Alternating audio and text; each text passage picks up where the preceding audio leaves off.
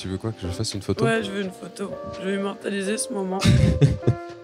Tiens. Parce qu'en fait, je suis dans ta chambre d'hôtel, Laurie. Ah, ça enregistre déjà? Moi, je pars comme Bonjour, Félix. Merci quand même de faire ce podcast avec moi. C'est marrant parce que du coup, on est au Lausanne Palace dans ta chambre et tu manges un petit déjeuner et tu viens de te réveiller. Un petit déjeuner qu'on peut qualifier d'enculé. Tu viens de te réveiller. Tout à fait. Si vous êtes tombé sur un passage d'un humoriste sur scène au Festival de Montreux, vous vous êtes déjà peut-être demandé comment il a écrit son texte, enfin surtout qu'est-ce qui lui en a donné l'idée. Du coup, avec le Montreux Comedy Festival, on a créé Yellow Mike, un podcast qui retrace l'histoire derrière une bonne vanne et comment elle a évolué pour arriver jusqu'en Suisse et faire rire des gens. Je m'appelle Félix, vous écoutez la 3e saison de Yellow Mike. Aujourd'hui, je reçois Laurie Perret. Bonne écoute. Donc merci de faire ce Yellow Mike avec moi en tout cas. Je t'en prie. Je suis content, t'es passé hier et tu repasses ce soir dans le gala de Fabien Olicard. Ouais. Je remets un petit peu le truc en contexte. T'es venu 3 fois au festival, c'est ta 3e fois. Et la première fois que t'es venu, t'as fait un truc sur les prénoms qui n'était rien à voir avec là où on t'attend. Enfin, plus avec ton petit piano de base. Et moi, je voulais surtout parler d'un show que t'avais fait en 2021 au festival. Ouais. Qui s'appelle Mon Cirque Menstruel. Ouais. Bah, alors la première fois que je suis venue, je n'avais pas chanté parce que je me rappelle avec mon prod, on se disait ouais, on va essayer de faire autre chose, justement essayer pour une fois de faire un passage où il n'y a pas de musique pour montrer qu'on sait aussi faire ça. Mais en vrai, je crois que j'aime mieux chanter, quoi. Enfin, tu vois, donc c'est vrai que je suis plus épanouie quand je viens pour faire une chanson. Parce que genre, quand je viens pour faire une chanson, je suis un peu contente, quoi. Putain, j'ai hâte de leur faire écouter ma chanson, tu vois, il y a un truc comme ça. Ouais. Mais comme d'habitude, quand t'arrives sur scène, tu te présentes d'abord et tu commences jamais en chanson directement. Ouais. Bonjour Montreux. Ça va? Je suis très contente d'être là. Ça va Montreux? Ouais? Ok. D'ailleurs, j'en suis où à Montreux? Est-ce que par applaudissement, il y a des gens qui me connaissent dans la salle? Oh, c'est cool. Pour ceux qui me connaissent pas, moi j'ai fait de l'humour musical. Je fais des petites chansons parce que je suis une ancienne chanteuse. Oui, mais il paraît que t'as joué dans Mozart, l'opéra rock, et je savais même pas, quoi. C'est vrai, tu peux faire sa symphonie comme ça, quoi. Carrément. Je vous mets nuit à sa symphonie au requiem. C'était trop bien. Je faisais la belle-sœur de Mozart et je remplaçais le premier rôle féminin. Alors peut-être que vous vous demandez pourquoi je me suis pas lancée dans la musique. Moi, je me suis lancée dans la musique. C'est la musique qui m'a pas rattrapée. Dans le métier, on appelle ça une chime. Et alors? Je sais que ça, c'est une impro à la base. C'est vrai? Ouais. À la fin, je demande aux gens s'ils ont des questions. Ouais. Il y a quelqu'un qui me dit « Ouais, pourquoi tu t'es pas lancé dans la musique ?» Je dis « Bah, moi, si. C'est la musique qui m'a pas rattrapé. » Et derrière, je dis « Dans le métier, on appelle ça une chime. » D'ailleurs, qui me fait marrer, parce que j'ai vu que tu venais de Trappes comme chime. Ouais. Je l'ai jamais trop croisée. Je sais pas si elle est au courant, en plus, que je fais cette vanne sur elle. Je l'embrasse, je l'aime beaucoup. Ce vivier Trappes, là, Omar Sy, Jamel... T'as vu ça? Mais moi, je triche parce que je viens pas de... C'est vrai que Jérôme Niel, il vient de Trappes? Ouais. Putain, c'est incroyable. Ben, je sais pas ce qui se passe là-bas. Moi, je sais ce qui se passe là-bas. Mais je viens pas de Trappes, moi, je viens d'Elancourt, Morpin. C'est juste à côté. D'accord, ok. Voilà, mais je dis que je viens de Trappes parce que... C'est plus facile pour les gens. C'est surtout que je viens de l'école d'impro qui était à Trappes. Tu vois, c'est des villes qui sont collées, tu vois. D'accord. Et j'étais à l'école d'impro de Trappes, quoi. Donc, qui est apparemment une bête d'école, quoi. Ouais, c'est une bête d'école. Et puis, c'est surtout que je crois que chez nous, on avait vraiment la culture de la vanne, quoi. Nous, on pouvait vraiment se vanner jusqu'à chialer, quoi. Ça valait une bagarre. Hein. Vraiment, tu te faisais tailler, tu rentrais chez toi, t'étais un bouffon. Demain, tu revenais, t'avais recherché d'autres vannes et tout, quoi. C'était une vraie joute, quoi. C'était... Ah ouais, à ce point-là? Ouais. C'était pas juste pour rigoler, quoi. Non. Moi, j'ai déjà entendu. Ouais. J'ai déjà entendu des vannes de. De toute façon, je comprends toi pourquoi ton père il t'a abandonné. Ouais. Fait à quelqu'un dont le père l'avait abandonné, sinon ça marche pas. Il y a des hommes ce soir dans la salle par applaudissement. Ça va les garçons? Vous êtes chauds? Vous devez vous sentir con, non? Enfin, je veux dire de manière générale. C'est une blague sexiste, ils adorent ça, les garçons, ils en font tout le temps. Oh là là, et magie, mon piano est arrivé, Et comme par hasard, je vous ai écrit une chanson, les garçons. C'est une chanson sur mon cycle menstruel. Parce que j'ai un ex qui m'a fait remarquer que j'étais cyclique. Et c'est vrai. Alors que lui est relativement constant. Ça s'appelle Mon cirque menstruel. Il y a un côté militant quand j'ai fait cette chanson, tu vois. Ouais. Je me suis un peu fait chier, personne n'avait trop remarqué cette performance. Mais je m'étais fait chier dans l'écriture de la chanson, dans la temporalité de la durée des couplets, à représenter mon cycle. Tu vois, genre quand ça va bien, c'est doux pendant les 2 tiers. Après, enfin, tu vois, j'ai vraiment représenté ce qui m'arrivait dans mon cycle, dans la temporalité de la chanson. Je vous souhaite une belle écoute. Forte mais fragile, je porte sous mes cils le poids des combats que j'ai menés au fil des mois. Alors je m'acquille et même si je vacille, je garde la tête haute car je n'ai plus beaucoup le temps devant moi. Car déjà une bulle grandit en moi. Ah bah oui, j'ovule. On est le 12 du mois. Et la magie opère. Je douille sa mère. J'ai mal au rein et je suis crevée. J'ai mal au sein, j'ai de l'acné. Ouais, des gros stars qui me dégoûtent. Que quand je les crève, ça me laisse des croûtes. En plus, j'ai faim, je déglingue le frigo. Un peu de pain, un bout de fromage, un balisto, un cordon bleu. N'importe quoi, un sandwich au lasagne avec de la crème fraîche et des lardons. Et en dessert, je vais me faire une tartiflette au Nutella. Avant de faire de l'humour, je faisais tout le reste. J'étais auteure, j'étais chanteuse, évidemment comédienne dans l'humour, tu vois. J'avais un cursus d'impro, j'étais auteure chez Canal, c'est d'ailleurs comme ça qu'on s'est rencontrés. Ouais. Je chantais dans les cabarets. Il y avait toujours un truc qui était lié à l'humour, donc j'avais le cul entre 2 chaises, chanter ou faire gaulerie. Mais je voulais pas y aller toute seule, quoi. Et puis je vois Spamalot, et c'est la première fois que je vois une comédie musicale qui défonce, parce que musicalement ça défonce. Et c'est très, très, très marrant. Et j'ai eu une révélation. Je me suis dit, putain, mais c'est possible de faire les deux. Et donc, mon rêve, c'était d'écrire une comédie musicale, gaulerie. Et j'ai une pinko qui me dit, bah, viens, moi, je suis jurée d'un concours d'humour, fais-le. Je dis, mais qu'est-ce que je vais foutre là-bas? Elle me dit, bah, comme ça, tu testes une chanson. Et je prends un petit piano. À la base, je devais y aller avec quelqu'un qui m'accompagnait au piano, mais qui m'a planté 3 jours avant. Donc, il me montre les accords, j'y vais. Et donc, j'y allais pour gagner 300 balles, parce que le deuxième prix, c'était 300 balles. J'avais pas d'oseille. Un espèce de tremplin de comédie. Ouais. Non, un tremplin d'humour. Un tremplin d'humour. Et c'était la première chanson de mon premier spectacle. Dans la vie du bon côté. J'ai écrit ça pour le concours. Et manque de chance, je gagne le concours. Et donc, je gagne le droit de revenir faire la première partie de Lamine Lesgade, aujourd'hui connu sous le nom de Naïm. 2 mois après, donc j'ai pris ça pour un cadeau empoisonné, ce que je devais réécrire 20 minutes seule pour dans 2 mois. C'est comme ça que ça a commencé ma carrière, par une angoisse. Ouais, par une angoisse. Et c'est comme ça qu'elle continue, hein, vraiment. Mais je gère beaucoup mieux mon angoisse, regarde, avec ce plateau repas. J'ai une dalle de fils de pute.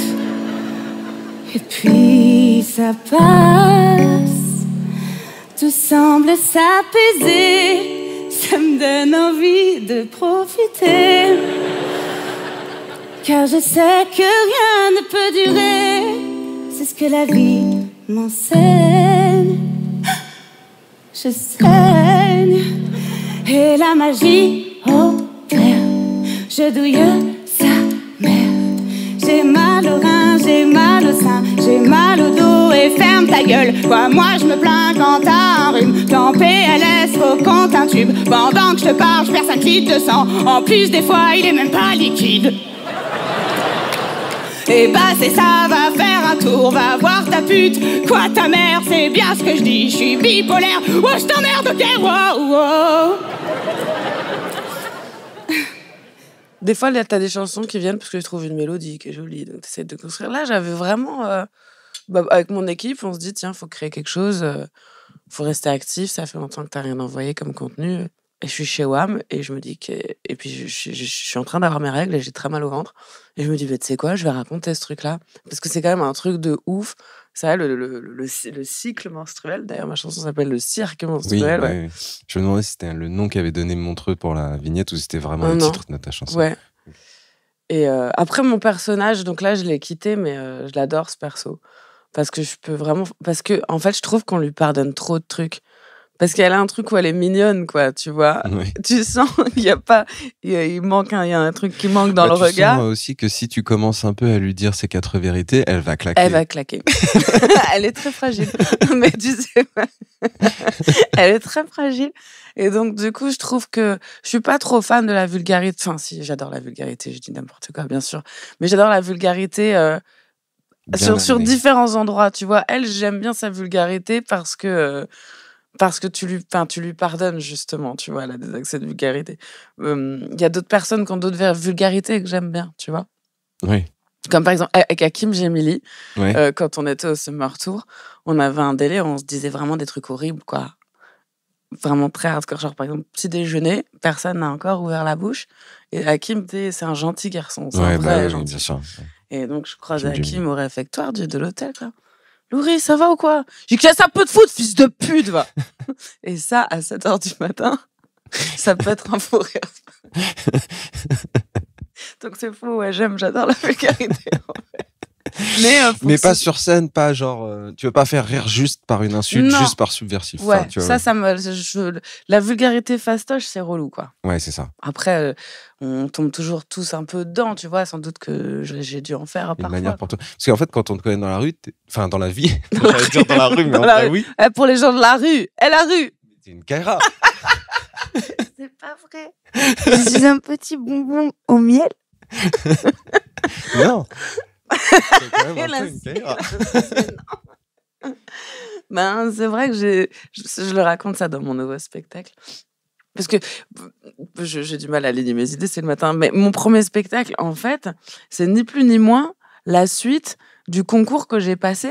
Tu sais, quand je passe la chanson, je prends un personnage, j'ai tellement peur que je me planque derrière un personnage qu'à peur. Ouais, donc la première fois que tu montes sur scène, tu crées un perso parce que... Et du coup, il me demande 20 minutes de plus. Donc, je digresse le perso. Je dis, qu'est-ce qu'elle va raconter maintenant, cette meuf?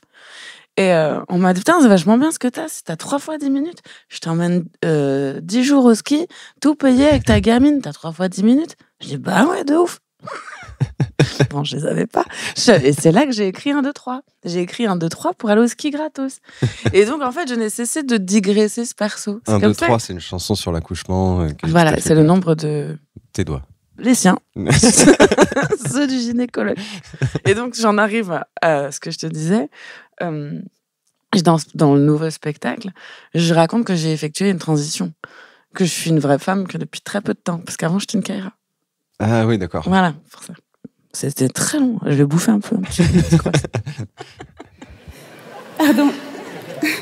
C'est parce que parfois, je suis un peu sanguine.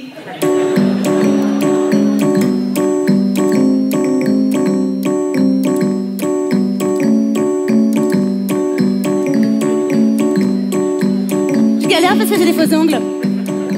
Et ce piano, parce qu'il y a un moment donné, tu fais une phase pendant 30 secondes de piano. Ouais. Genre, tu fais tu. Et ce piano... J'ai changé de piano. Oui, mais j'aimerais bien que tu me racontes l'histoire de ce piano, parce que tu m'as déjà raconté et je trouve ça cool. Ce piano, on est pour le concours d'humour il y a 5 ans. Parce que c'est quand même passé vite, c'est quand même allé très vite. Hein. Quand je gagne ce concours dont je te parle, on est au mois de janvier. J'ai créé un spectacle en 4 mois parce que les gens me commandent à chaque fois, je t'emmène au ski, je te fais gagner 200 balles. Donc... moi, ça me motive, je dis oui. Moi, j'ai un projet dans la vie, c'est que je dis toujours oui. Sachez-le. Je fais mon spectacle et puis très rapidement, j'ai un prod. Enfin, tu vois, ça s'est passé hyper vite alors que j'ai fait 15 ans dans le R&B. Je chanterai un petit extrait tout à l'heure. C'est vrai, j'ai galéré 10 piges dans la musique. Hein. Et donc, il a fallu un piano, puisque je savais que j'allais faire une chanson au piano. Et donc, je suis allée avec une pote à la Grande Récré Boulogne, qui est un immense grande récré. C'est un magasin de jouets. Ouais, c'est un magasin de jouets. Et je les ai tous essayés au comptoir. En chantant? Ouais, bien sûr. Et on était au mois de janvier. Donc, mois de janvier, retour des cadeaux de Noël. Et j'étais là. Non, pas celui-là, madame. Je peux essayer le bleu là-bas? Tu n'as pas le choix à moins que tu te suicides. Donc, positive le temps que tu te décides. Prends la vie du bon côté. Excusez-moi, madame, vous êtes en train de chanter devant des enfants. T'as pas eu de remarques de parents? De parents dans le grand récré? Ouais. Non, ça amusait tout le monde. Bon, ça va. Ça amusait tout le monde. Et écoute, j'ai acheté ce petit bon tant pis. Qui est un jouet qui a fait, je pense, 400 spectacles. T'as pas eu d'inquiétude que ce jouet arrête d'être... Mais bien sûr que si, Félix. Le jouet, il clignotait à la fin. Et le pire, c'est que le constructeur ne le fabriquait plus. Mais c'est ça. Donc, en fin d'exploitation du spectacle, il n'y en avait plus qu'un. Quand tu le secouais comme ça, t'entendais des pièces à l'intérieur. Du coup, tu faisais des brocantes pour essayer d'en chercher? J'avais un mec sur Instagram, je l'avais un jour publié en story, en disant voilà, et il m'avait trouvé d'autres modèles. Mais ce qui était marrant, c'est que comme c'était un jouet, bah, même t'achetais le même modèle, ça sonnait pas pareil. Ça aurait été un bis, mais... Et parce qu'il faut savoir que si t'appuyais sur 4 touches, le piano, il arsène. Ah, donc t'en prenais soin de ouf? Pas de ouf. Mais j'étais angoissée.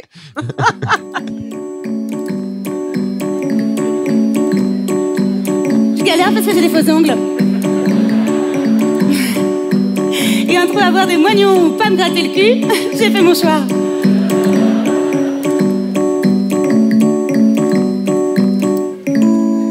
Et puis ça passe, forte mais fragile, je porte sous mes cils le poids des combats que j'ai menés.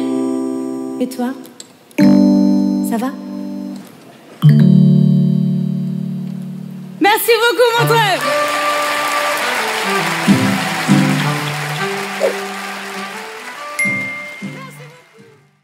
Du coup, ça c'était le passage, donc mon cycle menstruel que tu as fait il y a 3 ans maintenant. Ouais. Et cette année, du coup, tu reviens avec un nouveau passage où tu es encore une fois avec ton piano, où encore une fois tu rentres en discutant un peu avec les gens et tout. Donc un peu de la même façon, sauf que là, on n'est plus sur tes règles, on est sur le fait que tu vas avoir 40 ans et que tu as envie de tout envoyer balader, quoi. Voilà, c'est ça. Ça s'appelle envoyer balader d'ailleurs. C'est vrai? Pas du tout. Non, ça s'appelle comment? Enculer le monde. Enculer le monde. Ouais. Ce qui est une autre manière d'envoyer tout balader. Ouais, écoute, voilà. Non, ouais, c'est vrai que dans la formation des sketchs, toujours pareil, je viens avec une chanson et je viens présenter la chanson. Et j'ai fait une chanson sur mon âge. Parce que je me suis jamais sentie aussi bien qu'aujourd'hui. Parce que je comptais pas arriver jusque-là, vu tout ce que je me fous dans la corniche. Bonsoir, Montreux.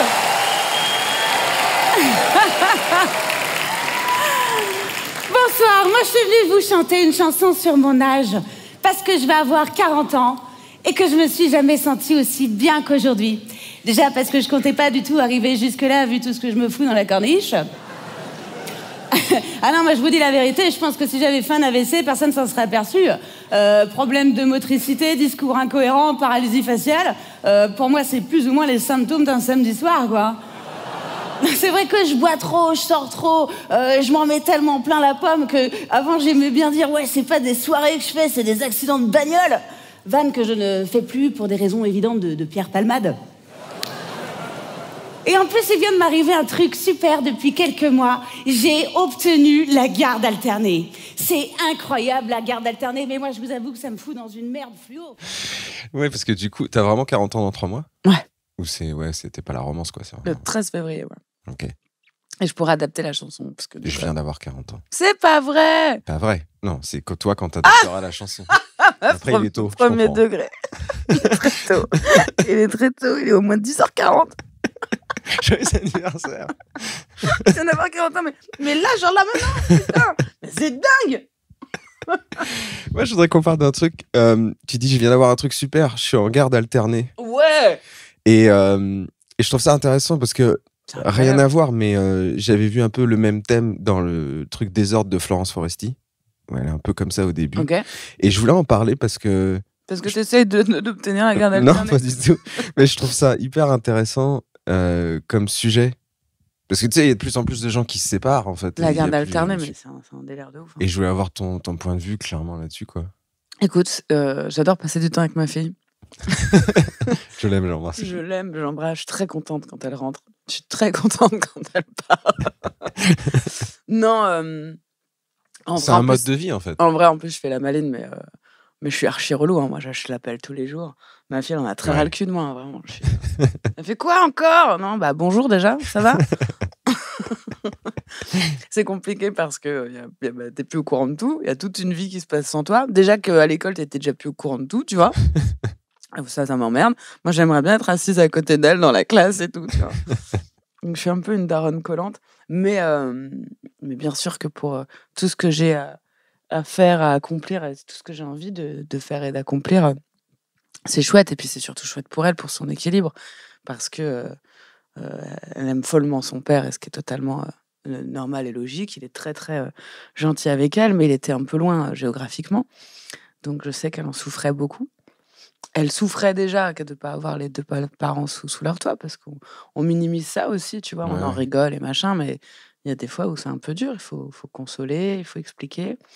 Donc la garde alternée, c'est cool, elle nous voit une semaine sur 2, et moi, une semaine sur 2, je peux faire de la merde. Et je peux travailler, évidemment. Ouais. C'est ça que t'allais dire. Écrire des chansons, travailler sur mon spectacle. Ou je fais de la merde pendant toute une semaine, après j'en ai toute une autre pour m'en remettre. C'est incroyable la garde alternée, mais moi je vous avoue que ça me fout dans une merde fluo, parce que avant j'avais un week-end sur 2 pour faire ce que j'aime faire, à savoir de la merde, et maintenant je le fais une semaine sur 2, tu sais, j'alterne entre semaine paire, semaine impaire, semaine détox, semaine detox. Non, je suis crevée, tu sais, je sais plus si je suis Super Nanny ou Amy Winehouse. Après, les deux sont mortes, hein. C'est peut-être... c'est peut-être un signe, hein. Non, je me sens vraiment bien. Je me suis jamais sentie aussi bien qu'aujourd'hui. Après, je vous dis la vérité, je mène une vie parsemée d'embûches que je me suis créée de toutes pièces. Là, par exemple, vous pensez que j'ai une frange? Pas du tout. J'allume mes clopes à la gazinière. Il n'y a pas longtemps, il m'est arrivé un truc qui m'a fait rigoler. J'étais en voiture et je roulais très très vite sur le périphérique. Et là, je fais tomber ma clope sous le siège passager. Qu'est-ce que je fais, en toute logique? Je la ramasse. Et quand je suis là, je me fais flasher. Je vois le flash. Et j'ai imaginé la photo. Ils ont dû recevoir la photo d'une petite caisse qui roule à balle sans conducteur. Et je pense que c'est le symbole parfait de mon existence. Hein, vraiment, c'est comme ça que je débarque dans la vie des autres. Voilà. Et après, tu fais tout un truc où tu te fais flasher en ramassant ta clope. Ouais. Et ce que j'aime bien, c'est que tu dis les flics vont voir une petite caisse qui roule à balle sans conducteur, qui est une description de ma vie. C'est le symbole parfait de mon existence. Que je trouve finalement assez vrai. Je vais avoir ton point de vue là-dessus. Comment ça tu me connais un peu, Félix. Ouais. Est-ce que je suis pas une petite bagnole qui roule à balle sans conducteur? C'est vrai que parfois il n'y a pas de conducteur. Ouais, j'ai toute une partie comme ça dans mon nouveau spectacle. Donc je te disais, je parle du principe où les gens ne me connaissent pas vraiment de vrai, quoi. Donc je vais me présenter. Et c'est vrai que je vis avec plusieurs personnes à l'intérieur de moi, comme tout le monde. On a tous différentes facettes. Mais moi, il y a un saboteur qui vit en moi. Vraiment, il y a quelqu'un qui s'écharpe à faire de la merde alors qu'on lui a rien demandé, quoi. Il parle trop fort, il boit beaucoup. Parle avant moi, je l'ai rien demandé. Il parle avant moi. Et pas pour dire que des trucs malins, bizarrement. Non, après, c'est vrai que j'aimerais bien m'inscrire dans une relation un peu plus longue, parce que j'ai les chambres à repeindre. Et après, c'est vrai qu'en ce moment, je fréquente personne, mais j'ai quand même une libido, quoi. Je veux dire, comme toute meuf de 40 ans qui se respecte, j'ai un vibromasseur. Vous avez vu les meufs, elles disent « Ouais, j'ai un jouet ». Non, moi, j'ai une arme de poing. C'est un taser. Il est très dangereux, vraiment. Je me déclenche des crises d'épilepsie toute seule. Ah non, mais... Oh là Non, vraiment, t'es femme fontaine, tu finis en Claude François. Hein. Alors, comment ça te va, notarier? Alors... ça, c'est que de l'imaginaire, hein, évidemment. Je dis, je me déclenche des crises d'épilepsie toute seule. Avec ce taser. Et donc Claude François? Tel Claude François, ouais. Faut pas changer une ampoule à ce moment-là. Et ça, c'est quoi? Comment tu fais pour avoir cette vanne? Tu l'écris comment? C'était un pote. Je sais plus, je disais, ouais, faut qu'on trouve un truc sur le fait que c'est hyper dangereux. Parce que j'ai quelqu'un qui m'a offert un vibromasseur. Ouais. Et effectivement, moi, la première fois que je l'allume, je tape une barre de rire parce qu'il est extrêmement puissant. Et c'est ça qui m'a fait gaulerie. Je vois, mais en fait, c'est hyper dangereux, ce truc, tu vois. Et comme ça, j'ai digressé. Et donc, m'est venu tout de suite, je me déclenche une crise d'épilepsie toute seule, les 2 doigts dans la prise. Et quand je fais la vanne à mon pote, il me dit un truc à aller chercher avec Claude François. Ouais, et donc je dis ouais, c'est vrai que si t'es femme Fontaine, c'est très dangereux. Si t'es femme Fontaine, tu finis en Claude François. Elle est née comme ça, celle-là. C'est une bonne vanne. Il y a aussi un truc, c'est que du coup après tu te sens invincible et tu commences une chanson sur je suis une connasse de plus de 40 ans. Ouais. Et de moins de 40 ans de moins de 40 ans pour l'instant. Parce qu'elle est évolutive. En 3 mois, on pourra changer les paroles. Non, vraiment, c'est un âge incroyable, 40 ans, c'est un âge incroyable. Et je me sens super bien. J'ai trouvé une métaphore pour expliquer un peu le sentiment que j'ai en ce moment. Je me sens comme dans un jeu vidéo où j'aurais trouvé l'arme pour niquer le boss de fin. Tu vois, je me sens invincible. Et cette arme, on ne l'acquiert qu'avec le temps. Je suis un peu dégoûtée de ne l'acquérir que maintenant. Cette arme, elle s'intitule, excusez-moi pour le nom, mais je pense que cette arme, elle s'appelle le je m'en bats les couilles. Depuis que je m'en bats les couilles, c'est une philosophie de vie, le je m'en bats les couilles, hein. Depuis que je m'en bats les couilles, mais tout se passe clairement mieux. Parce que déjà, quand ça se passe mal, bah tu vois comme ça va vite. Évidemment, bien sûr.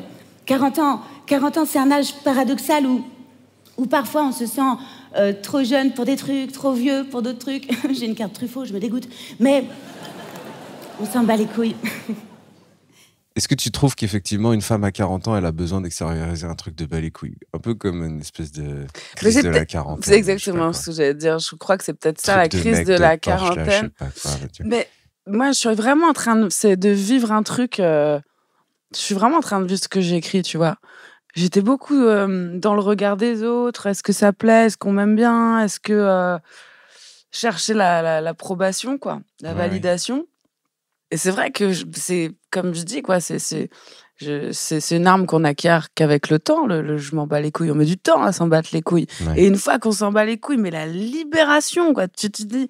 Et puis moi, je suis vraiment quelqu'un qui me fait du mal à moi-même, quoi. Moi, je réfléchis tout le temps.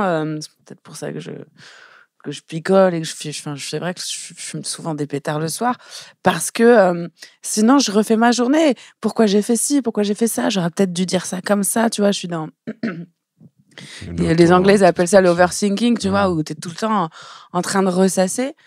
Et quand tu finis par t'en battre les couilles et qu'au final tu te dis mais en fait ça va être comme ça et c'est trop bien, quoi. Et ça, c'est aussi une grande thématique de mon nouveau spectacle, c'est l'acceptation. Je raconte pas par où je suis passée. D'ailleurs, tu le sais pas, toi, Félix, mais j'ai un parcours de naissance qui est hyper atypique. J'ai un parcours de vie qui est un peu atypique.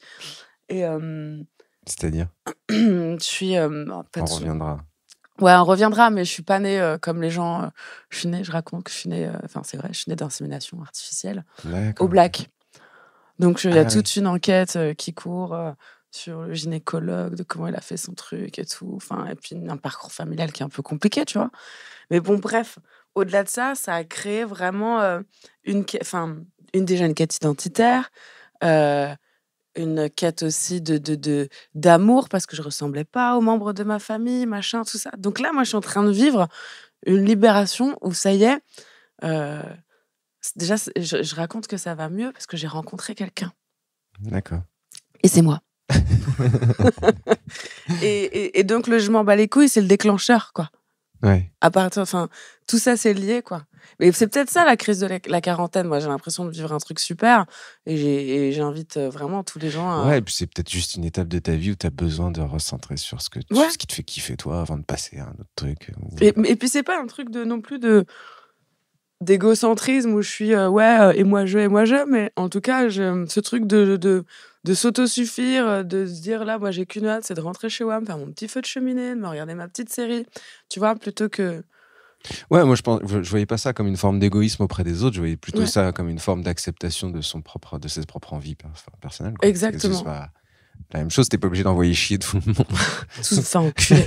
Mais c'est un peu ce que je dis d'ailleurs la chanson, non? Je comprends rien à TikTok, je lâche des rappels à l'époque. Je peux bientôt plus être en cloque. Je m'acharne à mettre des crop tops. Je sais pas remplir une grille d'impôts, ni faire cuire un rôti de veau. Mais crois-moi que je vais te prendre de haut, parce que j'ai pas ton time, frérot. Parce que je suis une connasse qui va bientôt avoir 40 ans. Alors me raconte pas ta vie, parce qu'avec mes connasses, crois-moi qu'on n'a plus le temps. On n'a plus le temps pour être belle et épanouie. Je me sens fière que je sorte de scène ou que je sorte de chez Action. Vous connaissez Action ici? C'est l'équivalent de votre Maxi Bazar, ils vendent des Maxi merdes. Sans m'être fait prendre par le vigile, j'ai volé un parasol. J'ai volé un parasol de 2,40 m. C'est une vraie histoire. Hein. Et ma grande fierté, c'est que c'est le vigile qui m'a aidé à le charger dans la voiture.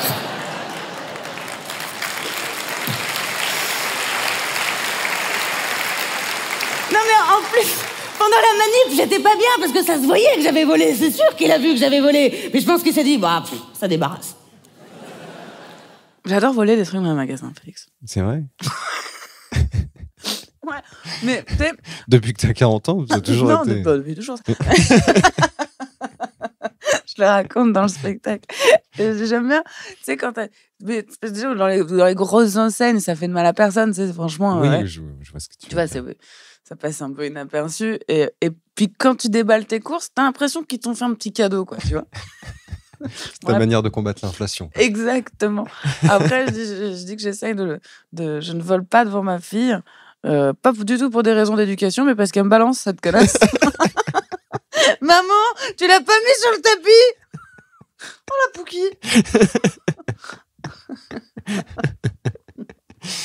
D'accord, et donc cette histoire de parasol de 2,40 m, c'est une vraie histoire. Ouais. C'est vraiment pétard. Un parasol de 2,40 m chez Action. Alors que j'avais pas du tout prévu d'acheter un parasol, tu vois. Mais c'est vraiment compulsif, quoi. Ouais, c'est compulsif, évidemment. Et j'étais avec une Pinko. Et avec cette Pinko, pendant un long moment, on s'est défié. Et elle a gagné. Parce qu'elle a volé une bonne une bibliothèque. Mais déjà montée. Alors qu'elle lit pas un bouquin. D'accord. Ah ouais, du coup, après, toutes les semaines, elle y allait pour voler des bibelots. Enfin, en gros, t'as pris le parasol et t'es sorti. Ouais. Sans... Oui, non, bien sûr. J'ai quand même salué tout le personnel, merci beaucoup. Et t'as demandé au vigile de t'aider. Ouais, il m'a aidé. Après, j'extrapole quand je dis qu'il m'a aidé à le charger dans la voiture, il m'a aidé à descendre les escaliers. Ouais. Je regardais tout le monde, je dis putain, c'est incroyable ce qui m'arrive. Et tu vois, plus le temps passe et en fait, plus je comprends que je suis la réale de mon film. Et c'est vrai que je vais avoir 40 ans, alors je me dis qu'il serait temps de faire des trucs un peu plus chics, un peu plus en accord avec mon âge. Je me termine à la vodka, mais dans des appartements, je mange des tartines d'avocat, je like les statues d'Hugo Clément. Vous connaissez Hugo Clément? Hugo Clément, c'est le monsieur qui défend l'écologie sur Instagram. C'est notre nouveau Nicolas Hulot. Oui, le viol en moins, évidemment. Après, Nico, il s'est jamais trop caché d'aimer la belette, hein. Il y a des filles de 40 ans ce soir dans la salle. Oui, ce sera nous la couve de elle, mais on se rase les aisselles. On se rase les aisselles. Vous m'arrêtez votre délire sur Instagram. Oui, je suis bien dans ma peau, j'ai un furet sous le bras, ça nous dégoûte.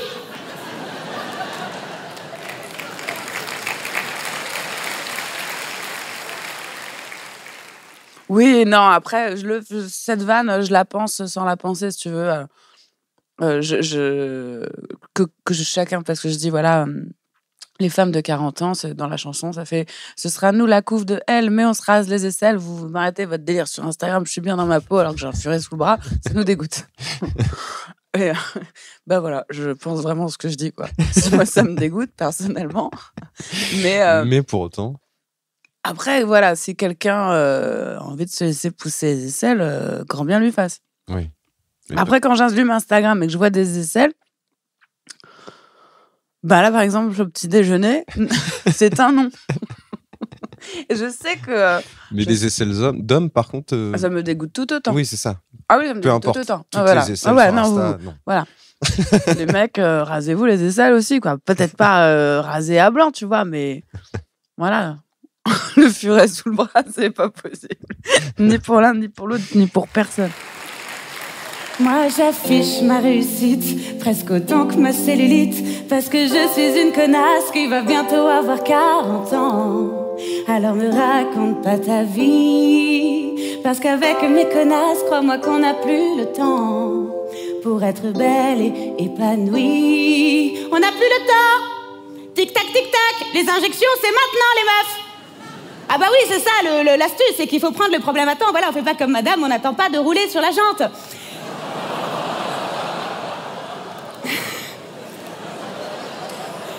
Et la deuxième astuce, c'est qu'il faut le faire avec quelqu'un qu'on connaît. Moi, la première fois que j'ai fait du botox, je l'ai fait avec un chirurgien que je ne connaissais pas du tout. Il m'a bloqué le sourcil, je suis restée comme ça 2 semaines, l'air interrogatif, j'étais sur une enquête. Colombo. Et tu vois, plus le temps passe et en fait, plus je comprends que je suis la réale de mon film. Alors oui, avec toutes les connasses du monde, si on faisait une ronde, avec toutes les connasses du monde, est-ce qu'il y a des connasses ce soir dans la salle? Oui, oui, parce qu'on va toutes se liguer, parce que c'est notre projet. Oui, on va enculer le monde. Ouais, faut rentrer dans le délire. Enculer le monde. Pardon, je vous dis ça évidemment parce que je suis en semaine impaire. Parce que crois-moi que le lundi 18h30, quand je suis en train de faire des coquillettes et qu'elle me casse les couilles avec ses soustractions et que je me fais harceler par Veolia les comptes CPF, je suis pas en train d'enculer le monde, ok? Mais là, je suis en semaine impaire, alors avec moi. Oui, on va enculer le monde. Allez-y, montre-le. Enculer le... Pardon.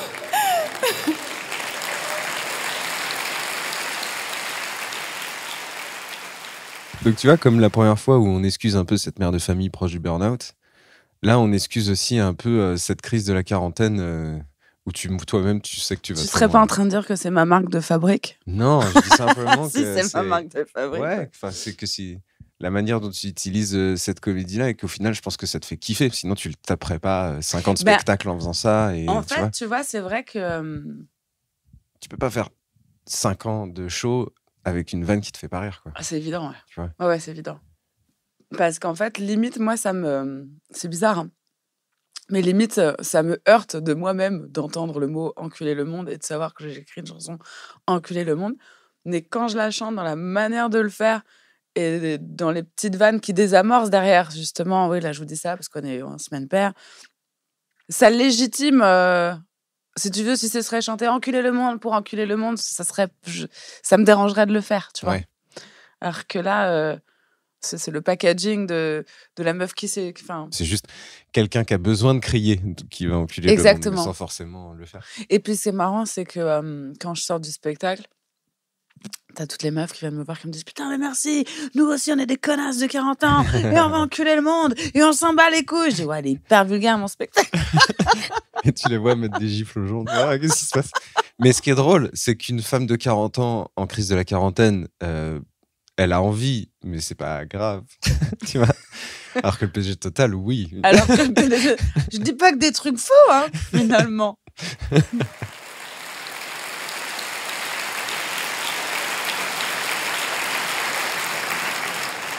Parce que je me dis qu'à part une milf de 40 ans ou le patron de Total, qui peut chanter ça? Tu sais, je l'imagine le matin en train de partir de chez lui avec ses biscottes. « Chérie, où vas-tu ?»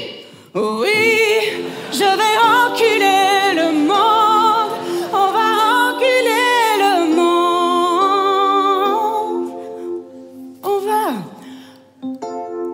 enculer le monde. Merci beaucoup, Montreux.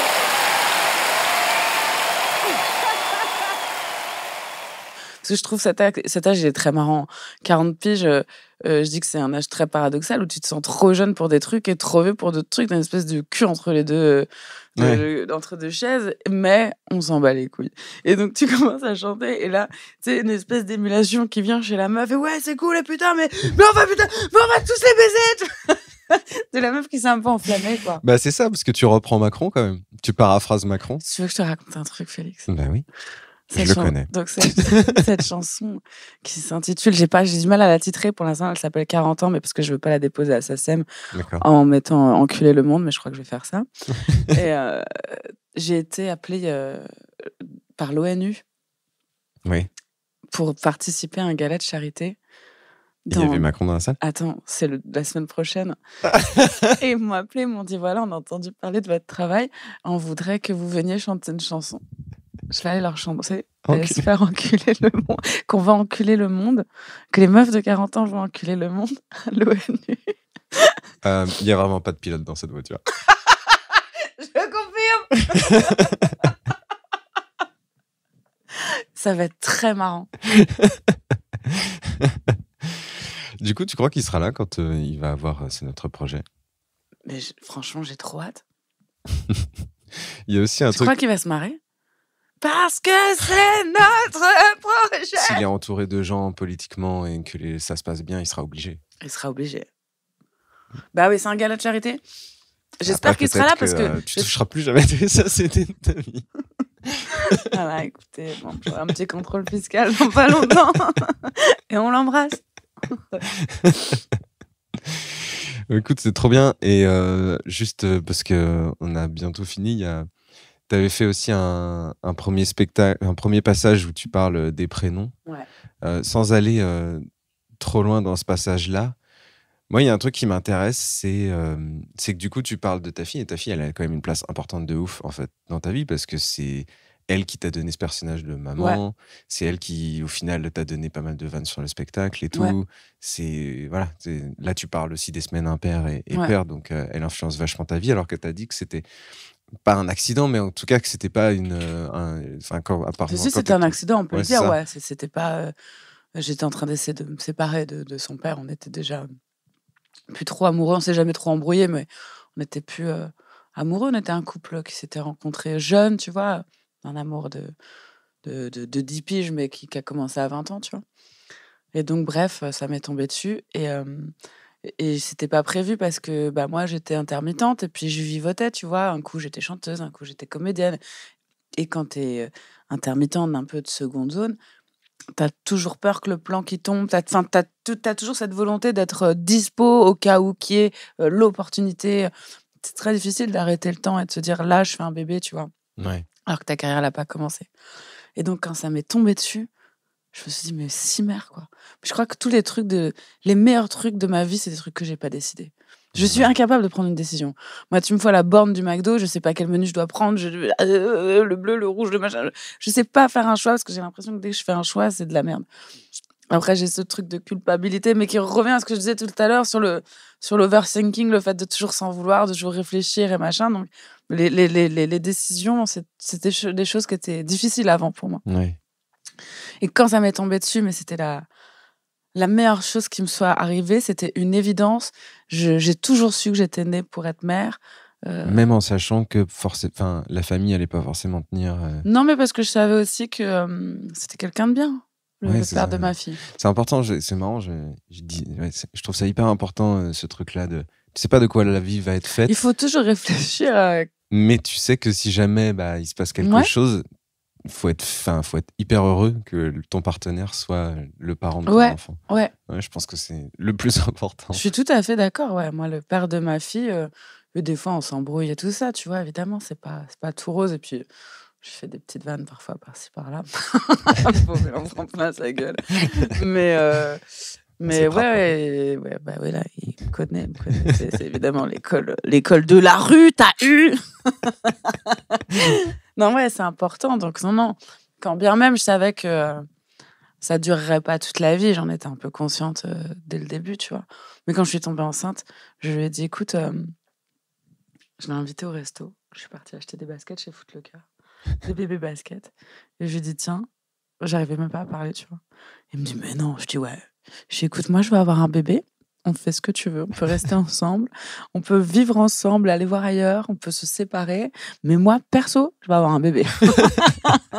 Il m'a dit, non, on réessaye. Et bon, ça a pas fonctionné parce qu'on n'était plus amoureux, tu vois. Mais on était pendant longtemps, après, bon, on a eu quelques discordes par la suite, mais pendant longtemps, on a été hyper accordés sur la parentalité, sur là où on voulait aller avec l'éducation de la petite et tout, quoi. Ouais, mais c'est bien, je trouve ça hyper intéressant comme sujet parce que c'est con, mais je pense que ça arrive à beaucoup plus de gens tu vois, auxquels on pense, quoi. De se poser la question parce que c'est quand même difficile d'être sûr à 100% de ton partenaire. On n'est jamais sûr. On n'est jamais sûr à 100%. Moi, je pars même du principe que nous-mêmes, on n'est déjà pas les mêmes toute la vie. Donc, je suis pas persuadée qu'on soit fait pour être avec quelqu'un toute notre vie. Il y a des gens qui y arrivent et je trouve ça d'une beauté folle. Mais on n'est déjà pas nous-mêmes toute la vie. Donc, comment tu sais que tu vas être avec... des fois, on évolue différemment, tout simplement. Et c'est compliqué, quoi. Donc, dans l'intervalle, s'il y a des enfants, il faut essayer de faire des enfants avec des gens qui ne sont pas toxiques, qui ne vont pas vous casser les couilles, qui vont pas faut rester dans un truc sain, quoi, un rapport sain. Et pour autant, c'est pas non plus un acte anodin, parce que tu vois, c'est vrai que je suis là, la garde alternée, elle est divorcée. Mais c'est pas un acte anodin. Hein. J'ai aussi conscience que ma fille a souffert de cette séparation. Elle en souffre encore, je pense, parce que pour elle, c'est pas le modèle le plus commun, quoi. Ouais. Voilà, mais c'est la vie. Ça peut le devenir. On est en train d'essayer de répandre cette mode. Non, mais en plus, je pourrais revenir à une anecdote parce que du coup, ta fille, tu t'entends hyper bien avec elle. Tu me disais que tu l'appelais tout le temps avec ça, machin et tout. Et tu m'avais raconté qu'une fois, que pendant un moment, quand tu commençais à avoir de la notoriété, elle se la racontait. Et je trouvais ça drôle, cette anecdote-là. Le coup du Uber, je l'ai beaucoup raconté, mais elle me fait tellement gueulerie, cette phase. Déjà, depuis toujours, elle apprécie, ça l'a fait marrer que je m'appelle Laurie Perret. Parce que ma fille, elle a un autre nom de famille que moi, elle a le nom de son père. Oui. Et donc déjà, ça lui arrivait de m'appeler Laurie Perret, tu vois. Pas maman. Pas maman. Elle disait à ses copines, ma mère, elle s'appelle Laurie Perret. Et un jour, on est dans un Uber, et là, je commençais déjà à être un peu... On commençait à me reconnaître. Et on monte dans le Uber, et elle sent qu'il se passe rien, tu vois. Et je vois, elle regarde le chauffeur, elle me regarde, elle s'approche du chauffeur, elle fait « Ça va ?» Laurie Perret. Calme-toi. J'ai déjà payé la course, là, il n'y a plus rien à gratter. Elle était très marrante. Et des fois, elle est marrante. Toute petite, elle a très vite compris. Ça m'a fait peur au début parce que comme c'était le spectacle, c'était une fiction d'une meuf qui pète les plombs avec sa gamine et machin. Évidemment que je me suis dit, ça va être compliqué à un moment avec ma fille. Il va falloir que je lui explique que c'est pas de elle dont il s'agit, que c'est une fiction inspirée d'eux. La frontière, elle est tellement fine, est-ce qu'elle va le capter, tu vois? Et elle l'a grave capté. Elle l'a archi capté. Elle m'a jamais fait de réflexion. Alors si, elle m'a dit quand même que c'était un peu grâce à elle, que j'allais lui devoir de l'oseille. Ça, c'est récent, ça. J'arrête de lui proposer de jouer dans mes vidéos. Elle va me balancer à l'URSSAF.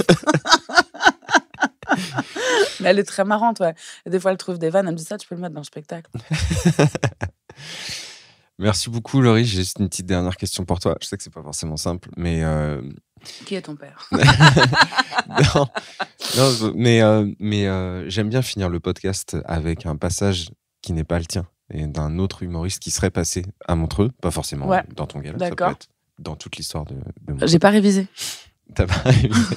Mais s'il y a une personne, en fait, c'est même pas forcément soit pour faire, ça peut être pour faire de la pub si tu veux, mais ça peut être aussi parce que tu te sens proche de son univers, ou alors ça peut être aussi parce que s'il te fait vraiment marrer. En fait, je trouve que j'aime bien associer les gens, savoir. Moi, quelqu'un qui m'a inspiré à Montreux, c'est Artus. Ok. Artus qui m'avait invité, c'est le premier gala que j'ai fait, c'était avec lui. Et il faisait le gala d'ouverture. Ouais, t'es 30 ans. Attends, j'ai une vanne. Qu'est-ce qu'il est con. Il est vraiment très marrant. Et donc, le gala d'ouverture, c'était une comédie musicale, tout ce que j'aime. Le mec, il avait mis une robe et tout. Il y avait une chorégraphie. Il avait des danseuses. Enfin, c'était énorme. C'était pour les 30 ans. Il était investi dans le show et il a fait un show de ouf. Et il avait une vanne. Il faisait danser une meuf. En plus, c'était un peu une petite fille, donc il a fait 2 fois la vanne pour heurter personne. Mais il la faisait sauter, je crois, en dansant, tu vois. Et elle ratterrissait grand écart face contre sol, quoi. Et dès qu'il la soulevait, il faisait le bruit de la ventouse. Il n'arrivait plus. Au-delà de cette blague graveleuse, mais qui était visuellement très marrante. Il m'a bluffé par son professionnalisme sur ce show. Et on a passé d'ailleurs... je savais pas que j'avais une loge sur ce show parce que toute l'équipe, tous les intervenants, on était tous sur les canapés qui sont backstage, canapés sur lesquels il y a les écrans retour. On était tous sur les canapés à se checker pour se féliciter. On se félicitait à la sortie. Personne n'est allé dans sa loge. On est tous restés ensemble. On a fait le show. Et quand on a eu fini le show, on est tous partis en boîte. Et Alex Ramirez a vomi sur la moquette de sa chambre. Je voudrais qu'on s'arrête là-dessus. On t'embrasse, Alex. Très fort. Merci beaucoup, Laurie. De rien, Félix. Super. J'aime bien les trisomiques. D'ailleurs, j'ai appris une nouvelle il n'y a pas très longtemps sur les trisomiques qui m'a rendu très triste. Et je vous jure que malheureusement, c'est vrai. Ils ont une espérance de vie plus courte, les trisomiques. Voilà. Et ça n'a rien à voir avec le fait qu'ils aient des idées à la con, genre « Moi, ça aurait été un bus avec ma tête !» Tu vois, non, pas du tout. Non. Ça n'a aucun rapport avec ça. C'est juste... Non. C'est juste que c'est comme ça, c'est génétique, tu vois. Et je trouve ça triste, personnellement. Non. Me prêtez pas des choses que j'ai pas dit, je trouve ça triste. Mais et en même temps, ça leur permet, parce qu'il faut toujours voir le côté positif des choses, ça leur permet de pas attraper des maladies de vieux. Et ça, c'est pas mal. Tiens. Parce que t'imagines un trisomique qui a Alzheimer ? Et là, le matin, il se réveille comme ça, il fait sa toilette, il se regarde dans la vitre. Oh putain ! C'est quoi cette gueule ? Pourquoi j'ai les yeux en amande ?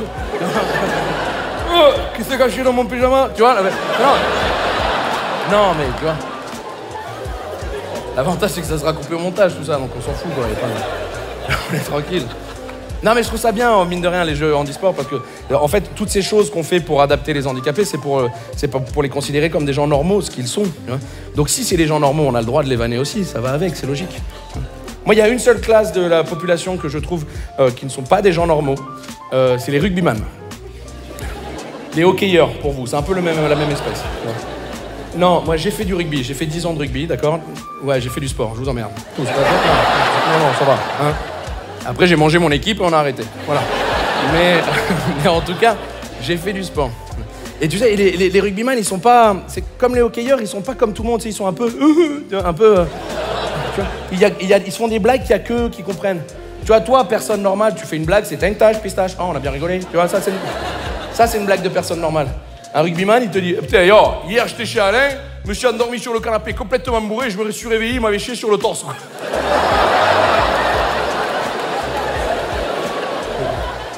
Pourquoi il a fait ça? C'est dégueulasse. Et non, c'est rigolo. C'est les copains, c'est rigolo, on a rigolé, quoi.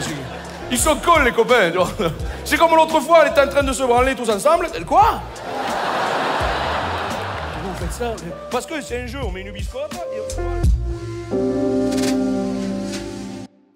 Merci beaucoup d'avoir écouté ce podcast jusqu'au bout. Si l'artiste que vous venez d'écouter vous a plu, sachez qu'il passe certainement sur scène pas très loin de chez vous bientôt, donc profitez-en pour aller le voir en vrai, c'est quand même vachement plus sympa que de l'écouter en podcast. Et moi, je vous remercie vraiment pour votre fidélité, et puis je vous donne rendez-vous dans 2 semaines avec un nouvel invité. Allez, bisous!